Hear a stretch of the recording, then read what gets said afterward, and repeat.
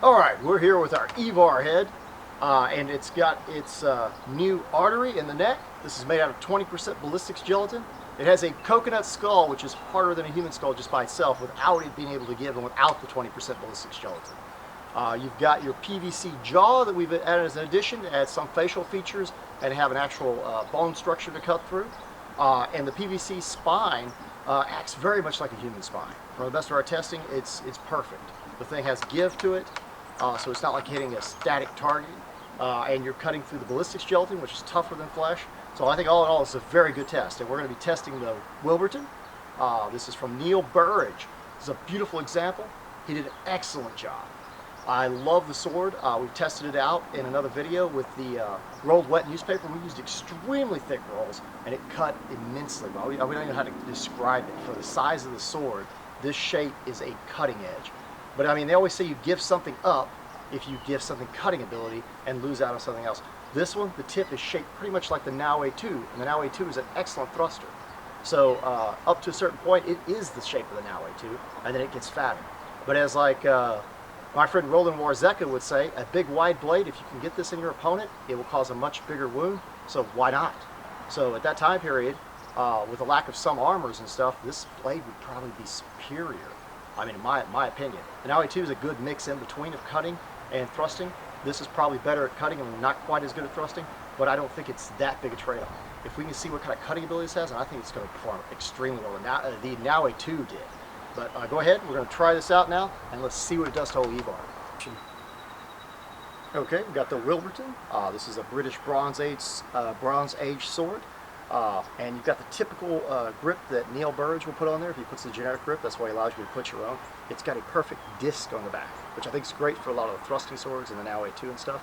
But this one, it almost seems like a T-cozy type pommel or a flat design with a ridge to keep the hand from sliding off would be better for you to cast it out because of the weight of it. And the actual, it's not that it's so heavy, it's just the design is, the weight is towards the front. So what I'm going to do is I'm going to try a cast style blow like I was behind a shield. And I'm trying to cut with it, and I'm going to let it slip through the hand so this has room inside my wrist. So that way I can just kind of cast it out and see what it does. And we'll go ahead and cut and see how we can do and if it actually goes into the skull or not.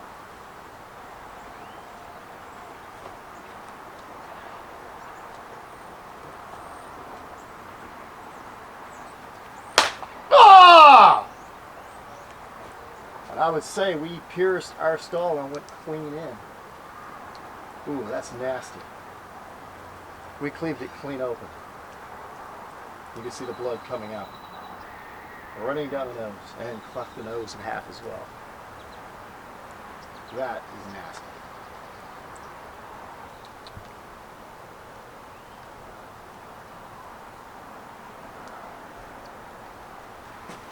Ah! Whoa, that just took a bunch off the top. I'm going to try to come by here and do soft tissue damage. I'm just going to try to cut these arteries. I'm going to try to cut the front of the throat with the tip of the blade and not even worry about the spine, just to see if it's possible. Haven't done that yet. I think the sword could do it.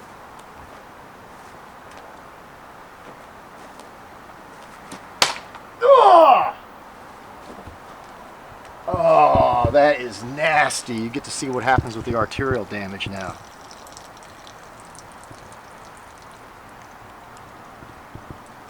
When we cut into this one over here, but mostly it was the angle, we mostly just got through that one right there. That is just, ugh. So just the tip of this blade would be lethal. Right under the jaw. Okay, now I'll just go through for the gusto and just try to take the entire head off. See what happens.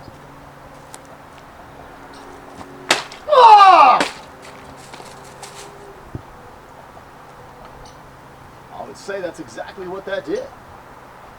He is gone here. We cut into this as well, but the stuff's extremely tough, so we'd already cut it up here, it just pulled apart and came out. This stuff is way tougher than an artery, so we can't really count that as an artery. It kind of counts as ligaments and extra stuff in the neck. But that is just, ugh. That's a decap.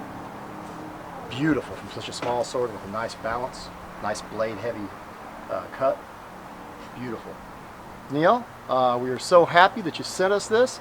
The blade performed excellent. I am very, very impressed with this. I'm sorry, but that is a decap. And for a sword that's not that heavy, but let's say it's blade heavy, it's not heavy, it performed excellent.